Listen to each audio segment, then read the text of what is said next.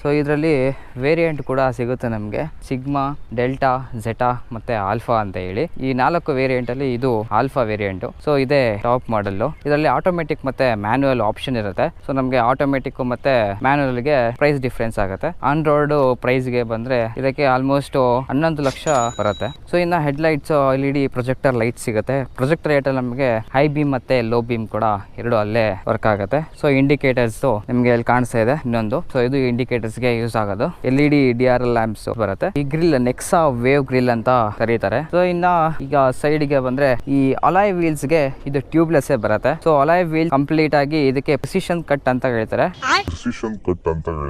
Side view ಇಂದ ಈ ತರ ಕಾಣಿಸುತ್ತೆ. ಇದು ಬಲೆನೋ ಅಥವಾ ಸುಜುಕಿಯಲ್ಲಿ ಯಾವುದೇ ಕಾರ್ ತಗೊಂಡ್ರು ಕೂಡ ನಮಗೆ ಪೆಟ್ರೋಲ್ ಅಲ್ಲಿ ಸಿಗುತ್ತೆ. ಡೀಸೆಲ್ ವೇರಿಯಂಟ್ ಇದರಲ್ಲಿ ಬರಲ್ಲ. ಇದರ ಮೇಂಟೆನೆನ್ಸ್ ಎಲ್ಲ ನಿಮ್ಗೆ ಆಲ್ಮೋಸ್ಟ್ ಕಾರ್ದೆಲ್ಲ ಆಬ್ವಿಯಸ್ಲಿ ಬರ್ತಾ ಇರೋದು ಜಾಸ್ತಿನೇ ಬರುತ್ತೆ. ನಂತ ವಿದ್ಯುತ್ 15